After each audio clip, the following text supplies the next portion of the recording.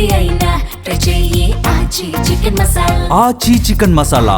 BRS party నిజంగానే suspend చేసినట్టు మరి అఫిడవిట్ ఇచ్చారా నాకు మాత్రం తెలియదు. అంటే ఒకవేళ నిజంగానే బీఆర్ఎస్ పార్టీ సుప్రీంకోర్టులో దానం నాగేంద్ర గారిని సస్పెండ్ చేసినట్టుగా వారు మెన్షన్ చేసి అఫిడవిట్ ఫైల్ చేసి ఉంటే డెఫినెట్గా ఈ కేసు ఉండదు. మరి అలాంటిది ఎందుకోసమని వరంగల్ నుంచి ఈ కేసులో డ్రాగ్ చేస్తూ నాటకాలు ఆడుతూ మరి బీఆర్ఎస్ కాంగ్రెస్ పార్టీలు ఈ రకంగా ప్రజల్ని మోసం చేస్తూ ఉన్నారో దీని మీద స్పష్టత కావాలా.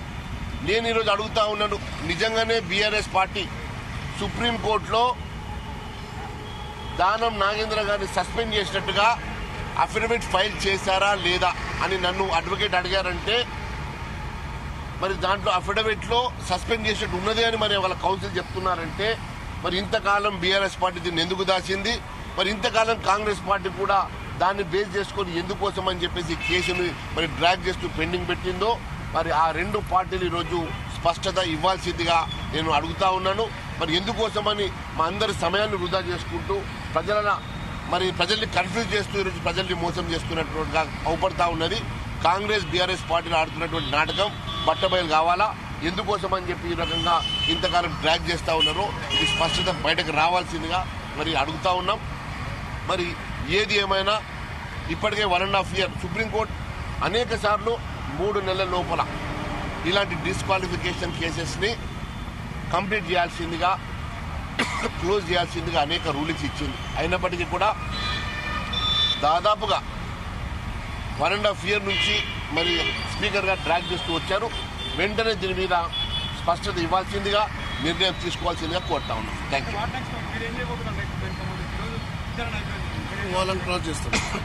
ఈరోజు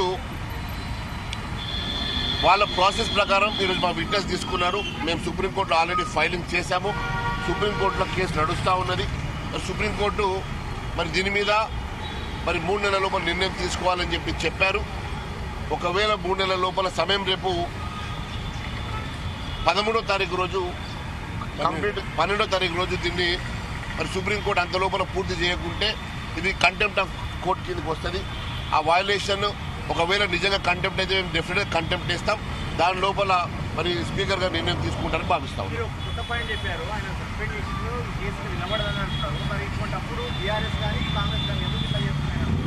ఇద్దరు కలిసి నాటకం ఆడుతున్నట్టుగా స్పష్టమవుతున్నది ఈరోజు. ఎందుకంటే మాకు కానీ ప్రజలకు కానీ ఎవరికి కానీ తెలియనటువంటి ఒక అంశం ఏంటంటే మరి ఈరోజు కౌన్సిల్ చెప్పినటువంటి మాట సుప్రీంకోర్టులో 1 of the అఫిడవిట్స్లో దానం నాగేంద్ర గారిని సస్పెండ్ చేసినట్టు వాళ్ళు మెన్షన్ చేసినట్టుగా మమ్మల్ని అడిగితే మాకు ఆ విషయం తెలియదని చెప్పాము. మరి వాస్తవంగా నిజంగానే వారు సస్పెండ్ చేసినట్టుగా మెన్షన్ చేసి ఉంటే మరి దేనికోసం అని చెప్పేసి వారు ఇంతకాలం దీన్ని మరి డార్క్లో పెట్టారో దానికి సమాధానం టీఆర్ఎస్ చెప్పాలా, కాంగ్రెస్ పార్టీ చెప్పాలా. Thank you.